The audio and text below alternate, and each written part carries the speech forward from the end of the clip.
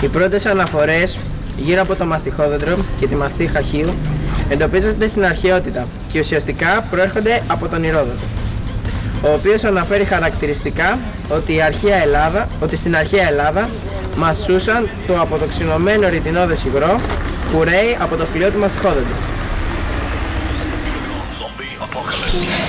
Σε ιατρικά κείμενα της ύστερης αρχαιότητας συναντάται πληθώρα ιατρικών συνταγών με κύριο συστατικό τη μαστίχα, την οποία θεωρούσαν ευεργετική για την ανθρώπινη υγεία και της απέδιδαν πολλές ιδιότητες. Συνήθως τη χρησιμοποιούσε σε συνδυασμό με άλλα φυσικά υλικά για τη θεραπεία πλήθους ασθενειών. Τα προϊόντα είναι η τσίχλα, έλαιο, μαστίχα και ψυχόνη μαστίχα. Η μαστίχα ορίζεται σε τρεις τύπους: χονδρή ή πίτα, μεσαία και υψηλή. Σε κάποιες χώρες έχουμε αποκλειστικούς διανομής. Σε άλλες υπάρχουν μεγάλη εισαγωγή που αναλαμβάνουν την περαιτέρω προώθηση σε κάποιες άλλες χώρες. Η μαστίχα είναι ευαίσθητο προϊόν όσον αφορά τη θερμοκρασία, συνεπώς οι συνθήκες πρέπει να είναι κατάλληλες. Ανάλογα με τη χώρα και την εποχή μεταφέρεται σε φορτηγά ψυγεία. Όσον αφορά τη γραφειοκρατία, και πάλι έχει γίνει πιο εύκολα εννοείται. Άλλες χώρες ζητούν συγκεκριμένα πιστωτικά για την εισαγωγή εκεί. Η μαστίχα εξάγεται σε χώρες όπως Ηνωμένα Αραβικά Εμιράτα, Γαλλία, Τουρκία, Ηνωμένες Πολιτείες Αμερικής, Αίγυπτος και Λιβύη και Κύπρος. Μπορεί η μαστίχα χείου να είναι ένα εξαιρετικό προϊόν στον κόσμο τόσο από πλευράς ευεργετικών ιδιοτήτων όσο και από πλευράς μοναδικότητας, πλην όμως η παραγωγή του είναι ιδιαίτερα δύσκολη. Οι μαστιχοπαραγωγοί για να παραδώσουν το προϊόν αυτό στην τελική του μορφή περνάνε από πάρα πολλά επίπονα στάδια, τα οποία δεν είναι ιδιαίτερα γνωστά προς τον κόσμο. Το δυσκολότερο και πιο χρονοβόρο στάδιο από αυτά είναι ο καθαρισμός του μαστιχιού, που διαρκεί όλο το χειμώνα, διότι το μαστίχι πρέπει να καθαρίζεται έως και κόκο προς κόκο. Αυτό δεν σημαίνει πως το προηγούμενο στάδιο του καθαρισμού των δέντρων, το κέντημα και το μάζεμα του μαστιχιού που γίνονται το καλοκαίρι, είναι εύκολη υπόθεση. Στα παραπάνω πρέπει να προσθέσουμε και τους κινδύνους που κάθε χρόνο φοβούνται οι μαστιχοπαραγωγοί από πρώιμες βροχές τον Σεπτέμβριο, πριν προλάβουν να στεγνώσουν τα μαστίγια και να τα μαζέψουν, που έχουν ως αποτέλεσμα την καταστροφή της παραγωγής. Αυτό έχει συμβεί πάρα πολλές φορές και χάνονται οι κόποι μιας ολόκληρης χρονιάς. Επίσης, οι τυχόν φυσικές καταστροφές όπως οι θεομηνίες ή οι πλημμύρες και οι πυρκαγιές προβληματίζουν τους μαστιχοπαραγωγούς, όπως άλλωστε και όλους τους υπόλοιπους γεωργούς. Επιπλέον, ένα άλλο πρόβλημα που αντιμετωπίζουν οι μαστιχοπαραγωγοί είναι η σχετικά χαμηλή τιμή της μαστίχας που δεν ανταποκρίνεται στους κόπους που καταβάλουν. Η μαστίχα δρά επιλοτικά λύοντας λεγμονές συγκεκριμένων οργάνων. Επίσης, αποτρέπει τη στασιμότητά της στις περιοχές αυτές, εμποδίζοντας την εμφάνιση συμπτωμάτων όπως δυσπευσία ή τυμπανισμό. Η μαστίχα μνημονεύεται ως το προδοσιακό αντίδοτο έναντι αποστημάτων ακτινής, καρκίνου, έμπους και καρκινομάτων. Πρόσφατες μελέτες των ιατρών πανεπιστημίων του Νότιχαμ αναφέρουν ότι ακόμα και σε ελάχιστες δόσεις 1 μιλογκράμμ την ημέρα για 2 εβδομάδες η μαστίχα μπορεί να θεραπεύσει το τοξικό έλικος, για το οποίο ευθύνεται το ελικοβακτήριο πυρόλι. Αυτά.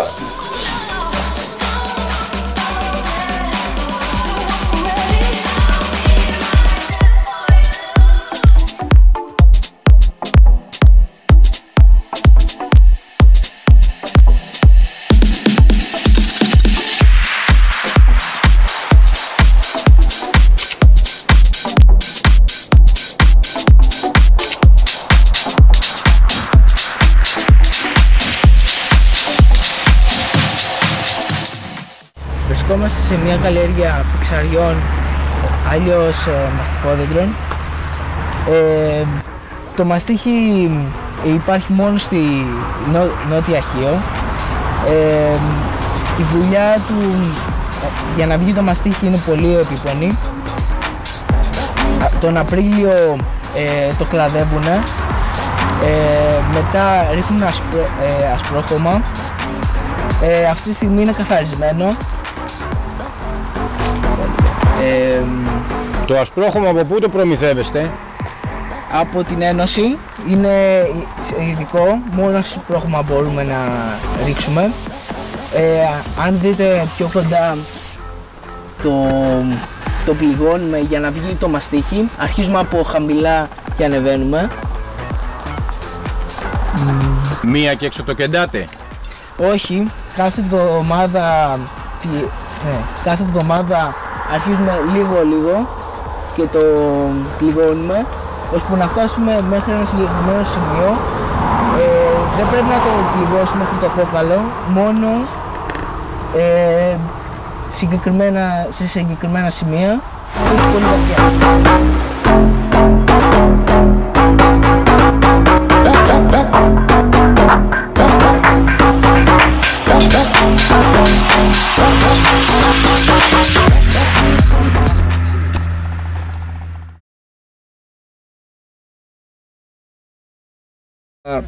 Το μαστίχι πρώτα απ' όλα βγαίνει μόνο στην Νότια Χίο.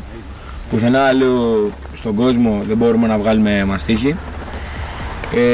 Η δουλειά των μαστιχοπαραγωγών είναι πολύ επίπονη και πολύ κουραστική και όλο το χρόνο. Από το μήνα Μάρτιο ξεκινάμε το κλάδεμα των δέντρων ώστε να καθαρίσουν τα δέντρα ψηλά. Μετά ξεκινάμε την καθαριότητα γύρω από το δέντρο. Το κέντημα γίνεται λοξά στο φλοιό του δέντρου και δεν χρειάζεται να το πληγώσουμε πολύ βαθιά και να φτάσουμε ως το κόκαλο του δέντρου.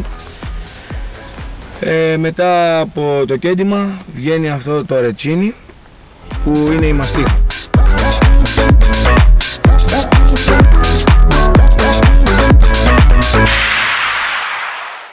Αρχίζει ερωτήσεις.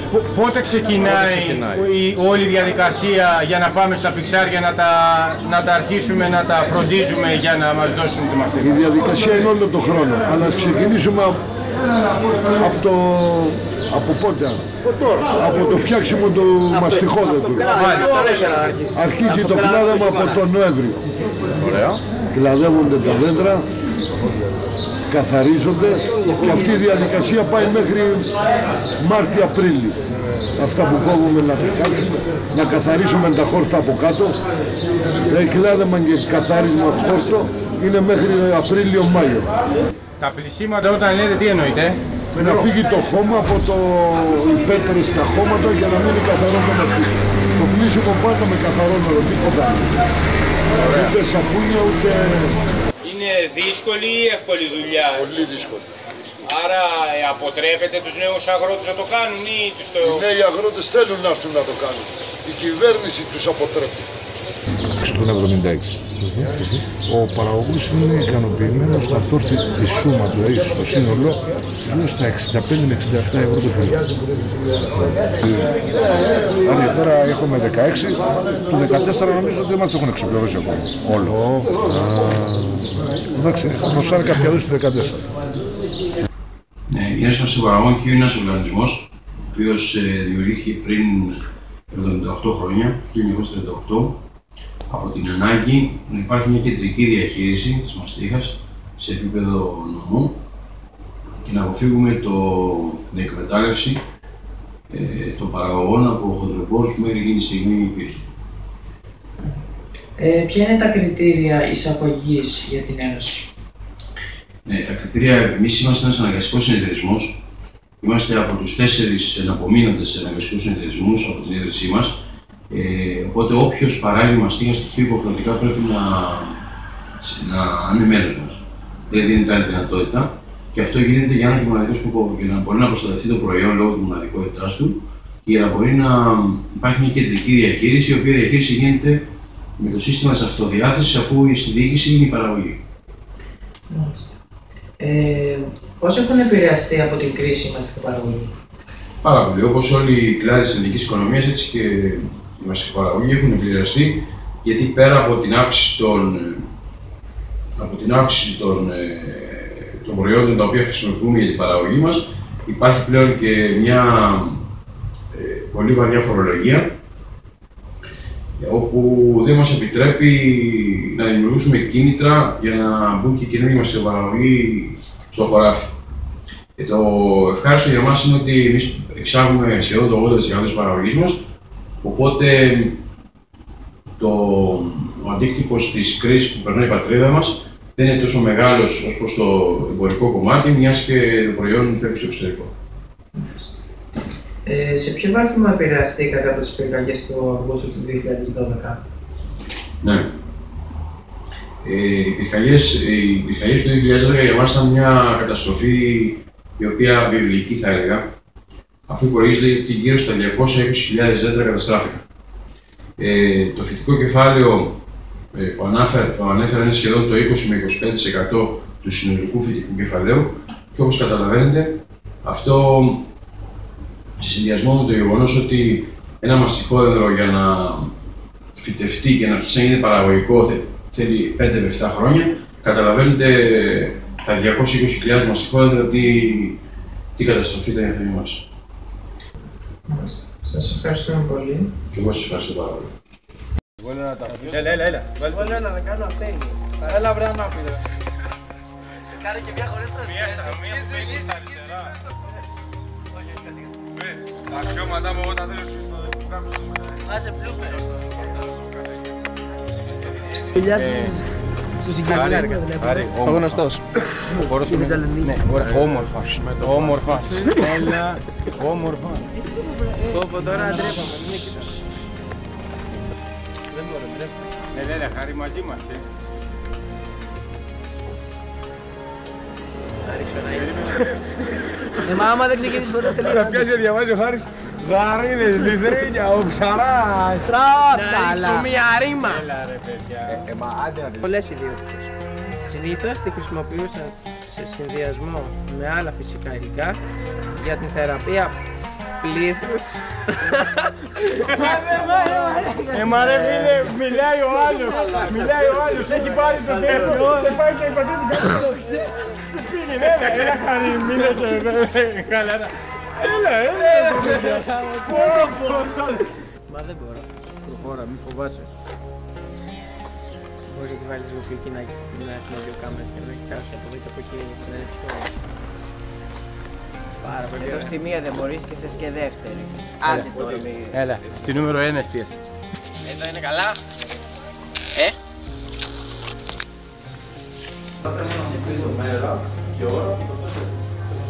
Δεν θέλω ούτε μέρα ούτε τέτοιο. Θέλω μέχρι να πάμε στην καφέ. Όποτε διευκρινίσεις φαίνεσαι στο βίντεο. Ναι, όντως. Είσαι ανοιχτό. Κούκλο σε κάνα. Να βάλουμε και λίγα bloopers. Τι είναι τα bloopers? Τώρα τραβάμε bloopers. Τέλεια. Είμαι ο Χάρης, ο Φραγκάκης. Είμαι από τυχείο, είμαστε στο Πυργή. Είμαι ο Σταρ της κοινότητας. Είμαι ο Σταρ. Το τηλέφωνο μου είναι. Το τηλέφωνο. Πριν το την πάνε. Να το κάνει κάποιος άλλος. Το πήρα πλάνο τώρα. Στη λέξη. Τη θέση. Ναι, φύγε. Στη θέση του. Ένας είναι ο σκηνοθέτης, άμα σου λέει κάτι. Εντάξει. Μάλιστα κύριε σκηνοθέτη, δεν φαίνεται το δέντρο. Μπορεί να σε Φαίνεται από εδώ. Την άλλη Κυριακή μπορώ να... Πέρε. Το κλακέτα νούμερο 4, φύγαμε. Μην πέσεις εσύ στην κάμερα, μην σου φέρεις το κεφάλι αυτό εδώ. Συνέχισε. Είμαι ελεύθερος. Είμαι... Ελεύθερος. Είσαι. Ελεύθερος. Είσαι. Αυτό, οκ. Άρα πάμε από εδώ και εδώ. Πώς κάθεσαι έτσι ρε, τι είναι αυτό, ανοίξαμε και σας περιμένουμε. Κλακέτα νούμερο 5, φύγαμε. Το βακτήριο. Το βακτήριο πήρε λόγω της αντιμικροβιακής δράσης ενώ συμμετοχή η επίδραση της λειτουργίας Συγγνώμη, καθώς γίνεται να πάτε λίγο από τραβή. από το ξενοδοχείο του μεταχθεί από πάνω όλα αυτά. Κλακέτα νούμερο 503. Ξανά